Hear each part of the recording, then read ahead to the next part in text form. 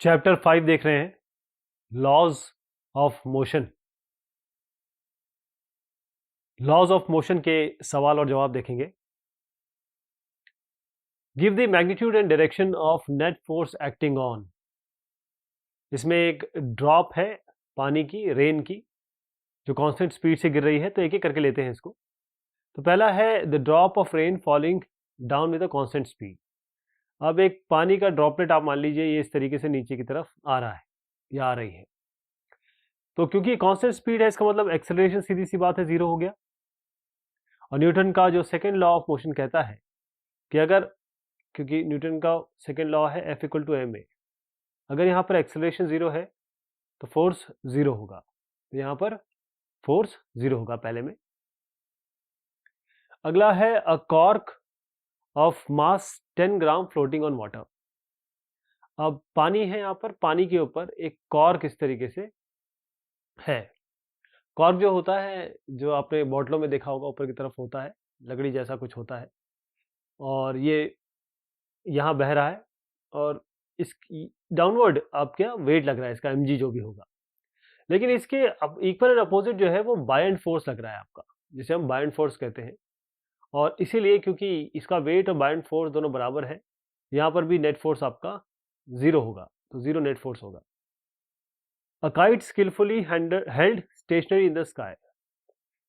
पतंगबाज पतंग को बहुत अच्छे से उड़ा रहा है और वो उड़ रही है स्किलफुल, मतलब बिल्कुल स्टेशनरी है। तो यहाँ पर क्या होगा, अब यह हम मान के चलते हैं कि ज़रा से भी नहीं हिल रही है, और क्योंकि ज़रा से भी नहीं हिल रही है, इसमें एक्सेलरेशन खैर जीरो ही है, तो इसका मतलब कोई फोर्स इसमें नहीं लग रहा है, तो यहाँ पर भी जीरो नेट फोर्स होगा। फिर है a car moving with a constant velocity of 30 kilometre per hour on a rough road. अब क्योंकि सीधी बात है, जहाँ कांस्टेंट वेलोसिटी आ जाती है फिर से वही डिस्कशन होगा। एक्सेलरेशन जीरो है, फोर्स होता है मास इंटू एक्सेलरेशन। अब क्योंकि एक्सेलरेशन जीरो है तो फोर्स इसमें नेट फोर्स जीरो हो जाएगा। फिर इसके बाद है high speed electron in space for from all material objects and free of electric and magnetic fields. एक हाई स्पीड इलेक्ट्रॉन है, और सबसे बड़ी बात है कि किसी भी इन्फ्लुएंस से, चाहे इलेक्ट्रिक हो चाहे मैग्नेटिक फील्ड हो, दोनों से ये फ्री है।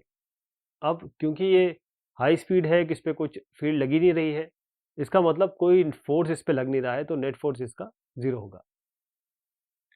अब पेबल, छोटा सा पत्थर मान लीजिए जिसका मास 0.05 kg है, इसको ऊपर की तरफ इस तरीके से उछाला गया।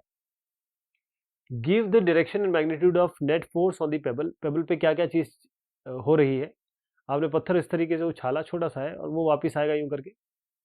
तो अपर डायरेक्शन में क्या लग रहा है, डाउनवर्ड डायरेक्शन में क्या लग रहा है, और at the highest point where it is momentarily at rest. तो होता क्या है, कभी भी आप कोई चीज़ ऊपर उछालें तो ऊपर जाके ये वेलोसिटी इसकी एक जगह पे बहुत कम समय के लिए जीरो हो जाती है, उसके बाद ये वापस आता है, मतलब यहाँ जाता है फिर उसके बाद वापस चला आता है। तो एक और चीज़ इसमें पूछी गई है कि आपका उत्तर चेंज होगा, आंसर चेंज होगा यदि पेबल को इस तरह ना फेंक के यू 45 डिग्री में फेंका गया, यानी कि प्रोजेक्टाइल बनाया गया। एयर रेजिस्टेंस को आपको इग्नोर करना है। सबसे पहले आप बात करते हैं जब ये ऊपर जा रहा है इस तरीके से, तो इसका 0.05 kg है। अगर आप 10 kg 10 metre per second square,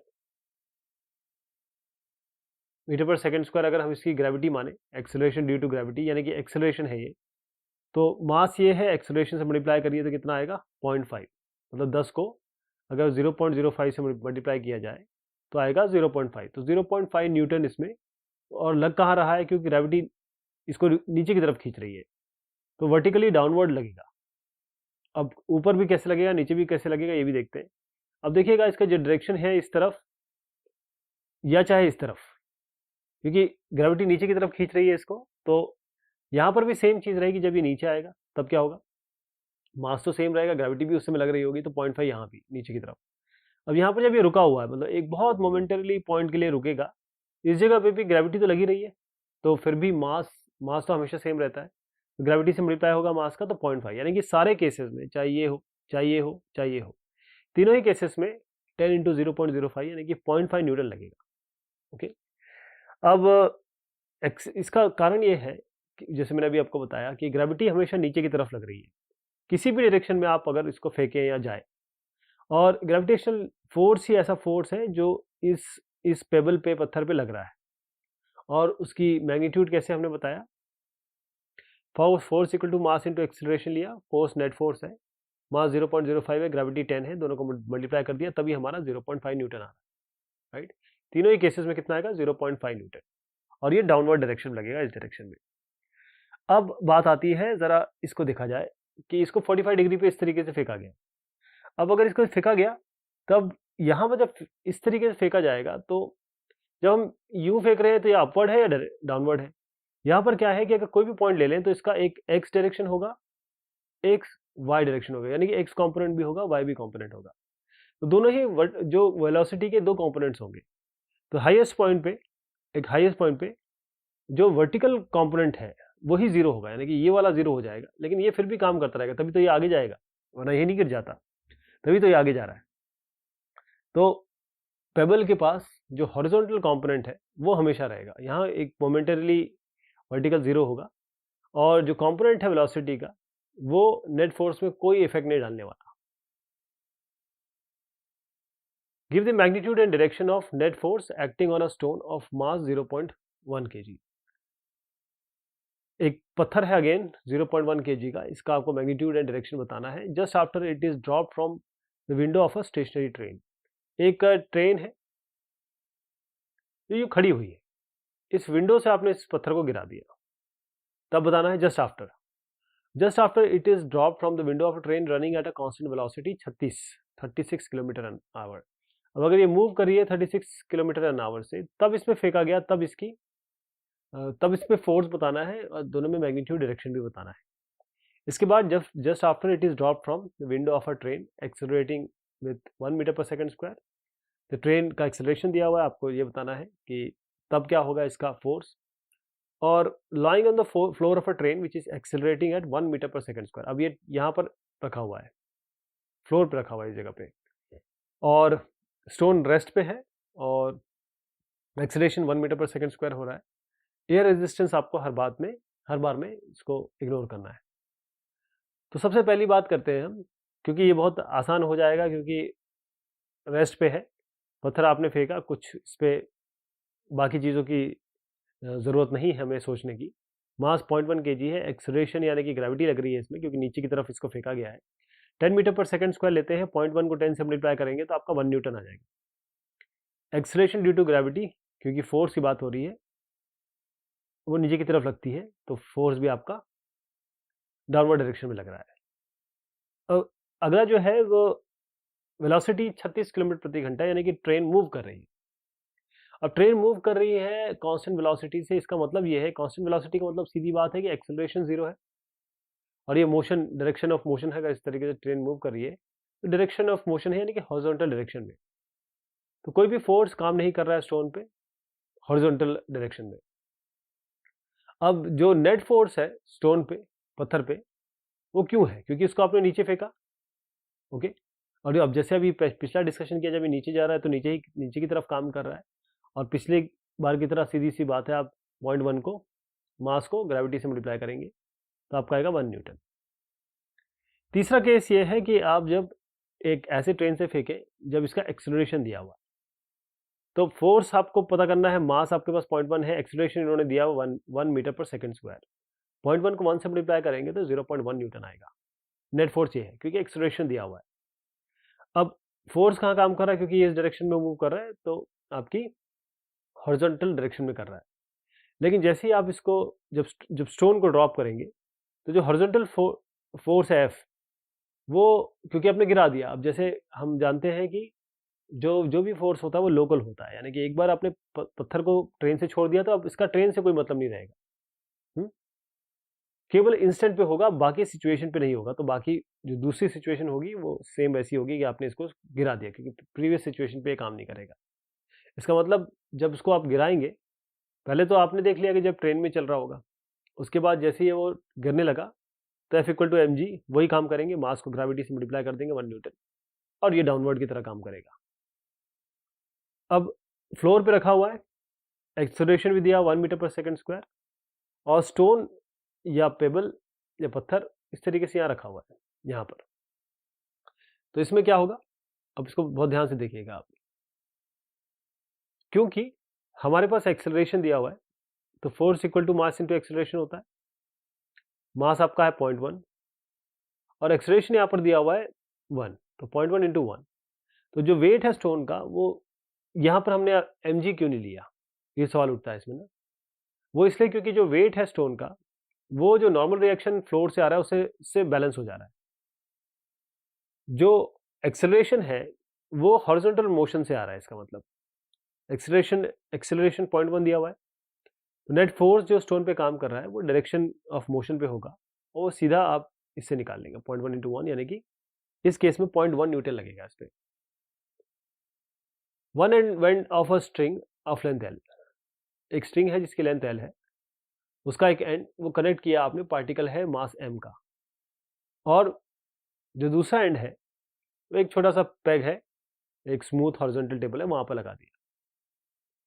अब यदि जो पार्टिकल है ये मूव कर रहा है, एक सर्कुलर मोशन में इस तरीके से घूम रहा है, और इसकी स्पीड दी हुई है v, नेट फोर्स पार्टिकल पे क्या होगा, t आपको टेंशन लेना है, और इसमें कौन सा करेक्ट ऑल्टरनेटिव होगा वो आपको बताना है। तो सिचुएशन कुछ इस तरीके से समझिएगा। जब, वैसे इसका आंसर ये है, कैसे आया ये बताता हूँ आपको। जब आपने जो पार्टिकल है और वो कनेक्टेड है स्ट्रिंग से, और जब वो घूम रहा है तो इस सर्कुलर मोशन हो गया, इसका मतलब जो सेंट्रीपिटल फोर्स है वो कौन दे रहा है, टेंशन। सेंट्रीपिटल फोर्स कौन दे रहा है, टेंशन स्ट्रिंग का, है ना। मतलब क्योंकि घूमता है तो एक सेंट्रीपिटल फोर्स होता है, वो कहाँ से आ रहा है, वो टेंशन से आ रहा है, जो भी टेंशन होगा उसमें स्ट्रिंग में। तो नेट फोर्स, जो फोर्स है वही टेंशन है, और वो क्या है, m into V square by L.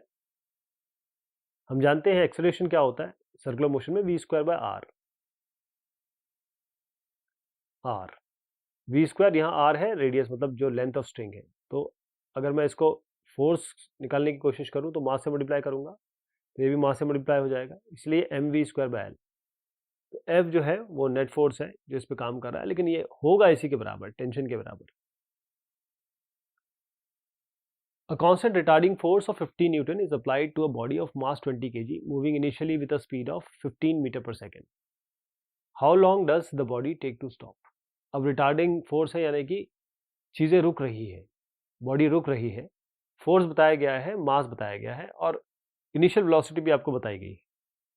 तो लॉ ऑफ मोशन इसमें लगा सकते हैं। पहले तो हम समझ लेंगे कि फोर्स जो है वो माइनस में लेंगे, क्योंकि रिटार्डिंग मोशन है। मास 20 kg है, इनिशियल वेलोसिटी आपकी 15 मीटर पर सेकंड है, फाइनल वेलोसिटी 0 हो जाएगी क्योंकि ये रुक रहा है। अब हमको पहले ज़रूरत है, अगर हम लॉ ऑफ मोशन लगाने की कोशिश करेंगे तो हमारे पास एक्सेलरेशन चाहिए होगा। एक्सेलरेशन कहाँ से आ गया, हम जानते हैं कि न्यूटन का सेकंड लॉ अगर हम लगाएं तो जो एक्सेलरेशन होगा F is equal to M A, force equal to mass into acceleration. Force -50 किया हुआ है यहाँ पे, -50 बहुत ध्यान से देखिएगा क्योंकि रिटार्डिंग हो रहा है, इसलिए -50 लेना पड़ेगा आपको। मास 20 kg है, एक्सेलरेशन आपको निकालना है, तो -50/20 यानी कि -2.5 मीटर पर सेकंड स्क्वायर। अब हम लॉ ऑफ मोशन लगा सकते हैं, एक्सेलरेशन हमारे पास आ गया, तो पहले इक्वेशन से काम चल जाएगा, v equal to U plus A T. V आपके पास 15 है, v आपके पास 0 है, u आपके पास 15 है। एक्सेलरेशन अभी अभी आपने निकाल लिया, और यहाँ पर इसको रख देंगे, तो t आएगा -u/, यानी कि 6 सेकंड। एक कांस्टेंट फोर्स काम कर रहा है बॉडी में, जिसका मास है 3 kg। अब ये इसकी स्पीड को चेंज करता है 2 से 3.5, कितने देर में, 25 सेकंड में। जो डायरेक्शन है मोशन का इस बॉडी का, वो अभी भी चेंज नहीं हुआ, यानी अनचेंज है, इसमें कोई तब्दीली नहीं हुई। आपको मैग्नीट्यूड और डायरेक्शन बताना है इस फोर्स का। तो उत्तर तो ये है, कैसे आया ये, डायरेक्शन भी आपका मोशन ऑफ द बॉडी है। देखिए सबसे पहले मास से शुरू करते हैं, मास 3 kg दिया हुआ है, इसको लिख लेंगे। उसके बाद आपके पास इनिशियल वेलोसिटी 2 है और फाइनल वेलोसिटी 3.5 है, यानी का मतलब कहने का ये है कि स्पीड चेंज हो रही है ना, तो 2 से 3.5। टाइम आपको दिया हुआ है 25। तो अब यहाँ पर सबसे पहले लॉ ऑफ मोशन हम रखेंगे। पहला ही इक्वेशन से काम चल जाएगा, क्योंकि यू वी और आपके पास टी है, इससे हम एक्सेलरेशन निकालने की कोशिश करेंगे।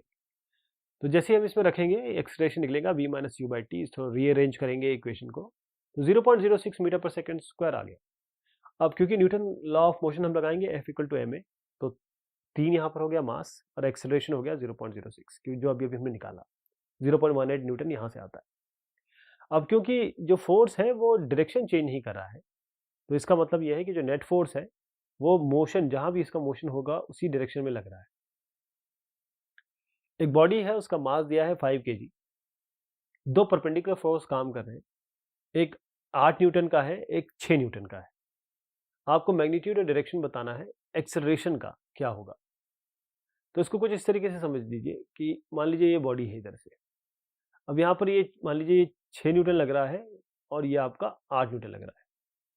तो हम इसका रिजल्टेंट कैसे निकालेंगे, इसको हमको यहाँ लेना पड़ेगा, क्योंकि बॉडी का जो मोशन है वो इस तरफ है, इसलिए कुछ अगर आप सोचें कि हम कुछ इस तरीके से निकालने की कोशिश करें तो काम नहीं बनेगा। इसके लिए हमको यहाँ 6 न्यूटन लगाना पड़ेगा, मतलब -6 न्यूटन करना पड़ेगा, और ये इसका फाइनल रिजल्टेंट फोर्स होगा, क्योंकि मोशन बॉडी का ये है। और इस फोर्स सीधा कर दूँ इसको, और जो डायरेक्शन होगा वो इस तरफ जाएगा, है ना। अब यहाँ नहीं लगा सकते क्योंकि बॉडी का मोशन यहाँ पर है, इसलिए इसको ये 8 होगा और ये -6 करना पड़ेगा आपको।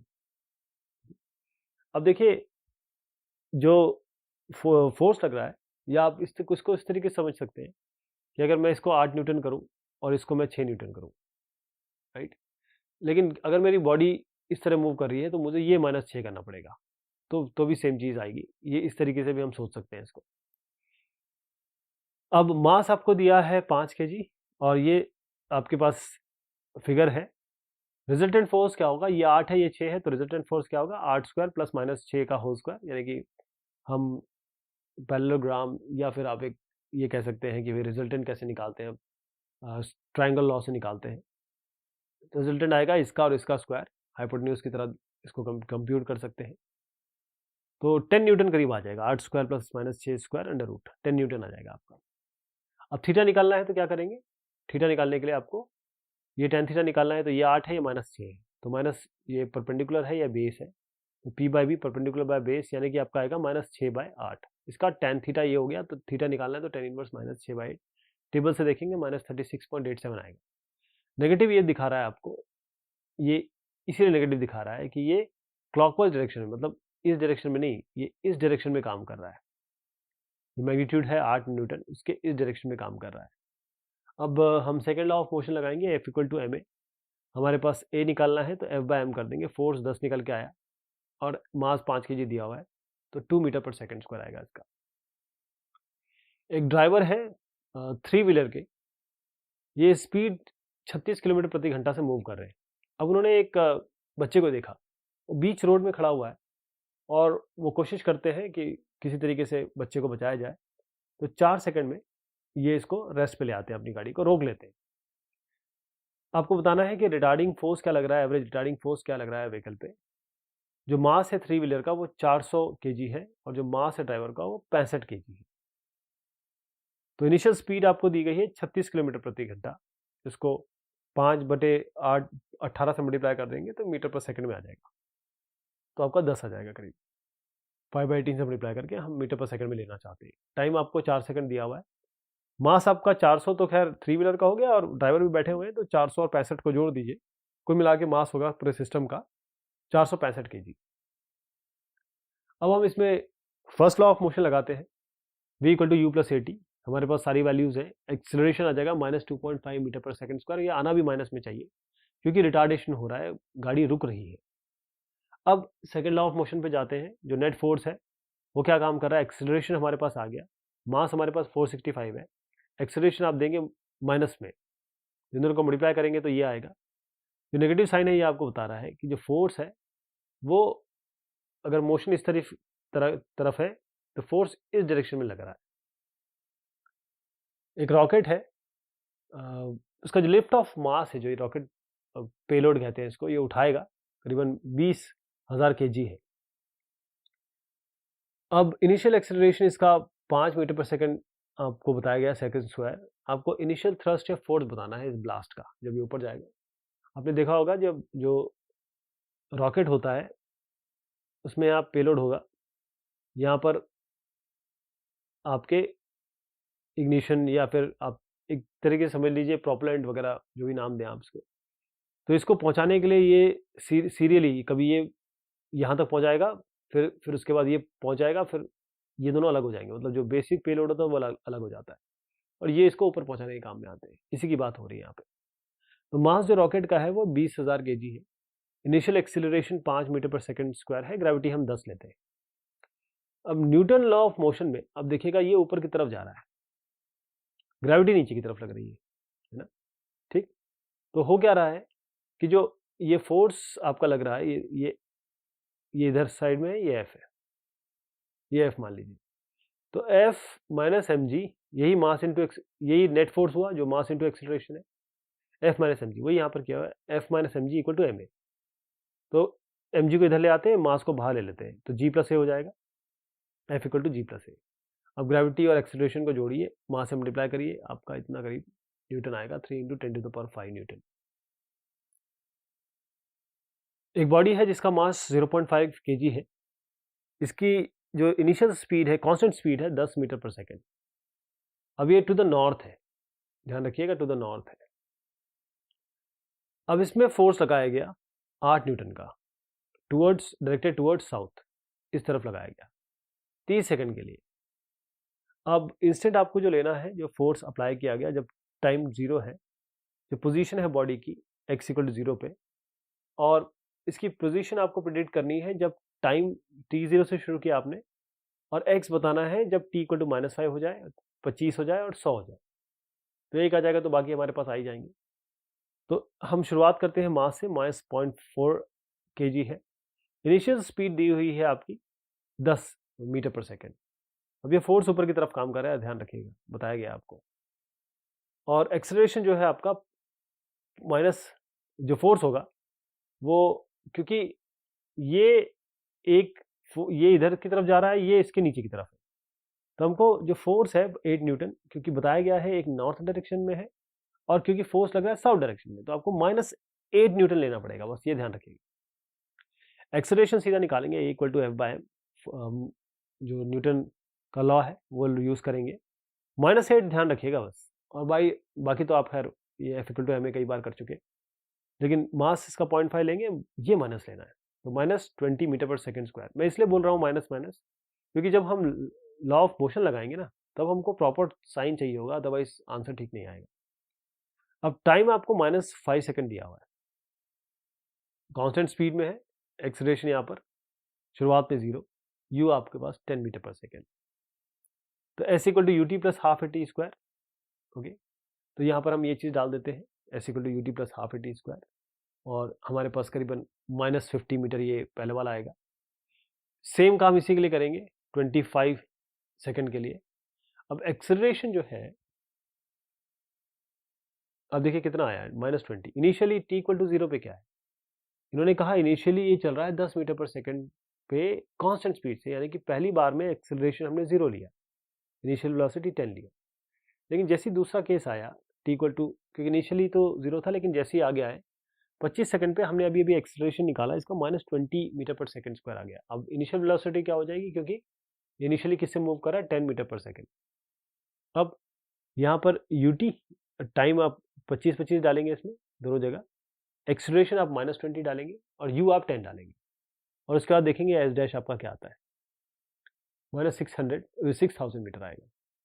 अब टाइम 100 सेकंड पे क्या होगा, अब टाइम 100 सेकंड देखिएगा कि अगर आपका 0 से लेकर 30 सेकंड की बात अगर होगी, देखिए मेन चीज़ ये है कि इन्होंने कहा कि ये फोर्स जो लग रहा है वो 30 सेकंड के लिए लग रहा है, राइट।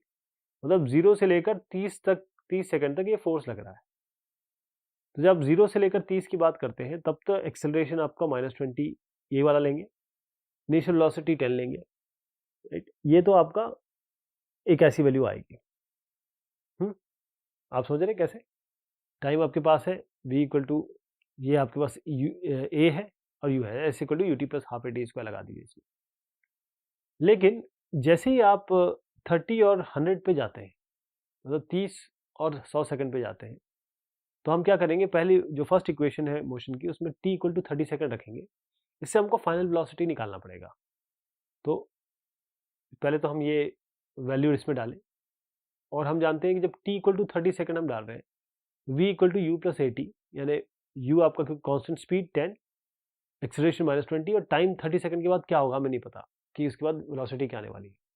तो 30 सेकंड के बाद हम निकालेंगे तो -590, यानी कि वेलोसिटी 30 सेकंड के बाद क्या हो रही है, -590।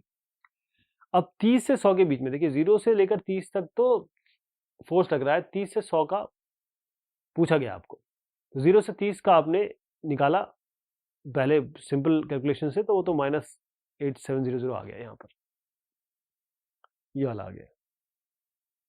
अब 30 से 100 के बारे में बात करेंगे तो अब हम यहाँ पर 30 से 100 में कितना हुआ, 70 सेकंड ही हुआ। 100 से 30 घटा दीजिए, 70 सेकंड हुआ। s इक्वल टू, अब जो ये वाला s है इसमें ये वाली वेलोसिटी रखेंगे, तो ये वाली वेलोसिटी रखेंगे, बाकी वैल्यूज रखेंगे इसमें, और आपके पास ये आएगा -41300। 8700 माइनस में निकाला था और -41300, मतलब 0 से 30 सेकंड में तो वो इतना चले और 30 से 100 में वो इतना चले, दोनों को जोड़ दीजिए, -50,000 मीटर आ जाएगा। एक ट्रक है जो स्टार्ट होता है रेस्ट से, एक्सलरेट करता है uniformly 2 metre per second square में। अब टाइम जो है 10 सेकंड है। इस समय एक पत्थर को ड्रॉप किया गया किसी बंदे द्वारा, वो ट्रक के टॉप पे खड़े हैं और वो करीबन 6 मीटर हाई है ग्राउंड से। आपको वेलोसिटी बतानी है, एक्सेलरेशन बताना है इस स्टोन का, t इक्वल टू 11 सेकंड पे। एयर रेजिस्टेंस को निगलेक्ट करेंगे। बहुत ध्यान से सवाल को पढ़िएगा क्योंकि सवाल में ही आंसर रहता है। कैसे आएगा ये, एक एक करके शुरुआत करते हैं। क्योंकि ये रेस्ट से शुरू हुआ है तो u equal to 0, initial velocity 0 लेंगे। एक्सेलरेशन आपको दिया है 2 मीटर पर सेकंड स्क्वायर, ये ले लेंगे। टाइम 10 सेकंड जब है तब क्या हो रहा है, हमारे पास u आ गया, a आ गया, t आ गया। अब पहला इक्वेशन लगा देते हैं, v equal to U plus AT, तो वेलोसिटी निकल जाएगी 2 × 10 यानी 20 मीटर पर सेकंड। जो फाइनल वेलोसिटी है ट्रक की, इसका मतलब 20 मीटर पर सेकंड हमारे पास यहाँ आ गई। अब हम आते हैं t इक्वल टू 11 सेकंड पे।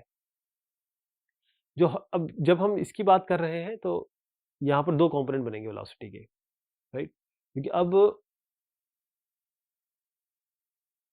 एक ट्रक स्टार्ट कर चुका है, एक्सेलरेट भी कर रहा है और t इक्वल टू 10 सेकंड पे पत्थर ड्रॉप हुआ। इसका मतलब इस समय एक्सेलरेशन चल रहा है, इसने कोई ना कोई स्पीड या वेलोसिटी या एक्सेलरेशन पकड़ लिया है।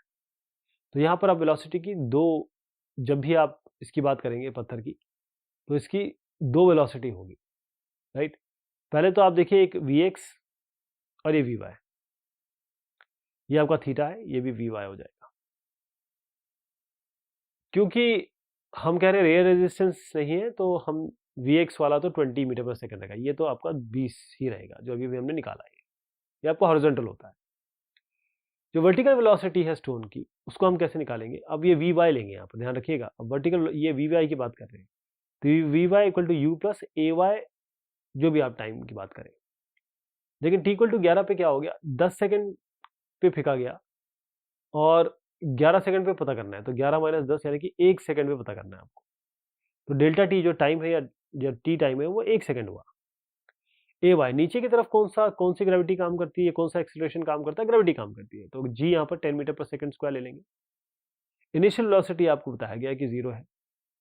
AY आपके पास आ गया, डेल्टा टी आ गया, या t मान लीजिए 1 सेकंड, उसको Vy में रखेंगे तो आपका कितना आएगा, 10 मीटर पर सेकंड। तो ये आ गया 10, ये आपका 20 था।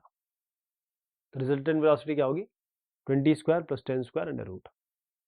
20 square plus 10 square under root कर दीजिए, ये आपकी वेलोसिटी आ गई। अब थीटा कैसे निकालना है आपको, डायग्राम से पता चल रहा होगा आपको, Vy बाय Vx। तो Vy बाय Vx 10/20, 10 इनवर्स करेंगे इसका तो करीबन इतना एंगल आ गया। तो जब हमने स्टोन को, पत्थर को ड्रॉप किया ट्रक से, जो हॉरिजॉन्टल फोर्स इसमें काम कर रहा है, क्योंकि एक बार आपने जब गिरा दिया तब इसका ट्रक से कोई लेना देना नहीं होगा। अब केवल पत्थर की बात करेंगे तो हॉरिजॉन्टल फोर्स इस पे काम करना बंद कर देगा क्योंकि ट्रक से गिर चुका है, 0 हो जाएगा। लेकिन क्योंकि ग्रेविटी पे काम कर रहा है तो एक्सेलरेशन इसका होगा 10 मीटर पर सेकंड स्क्वायर और ये नीचे की तरफ काम करेगा। तो ये कुछ सवाल जवाब हुए लॉज ऑफ मोशन के, और हम इसमें और भी आगे बात करेंगे। तब तक के लिए शुक्रिया, मेहरबानी आप सभी की।